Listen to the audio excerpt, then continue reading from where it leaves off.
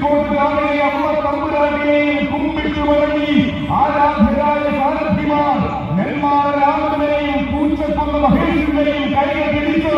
കൊങ്കണൂർ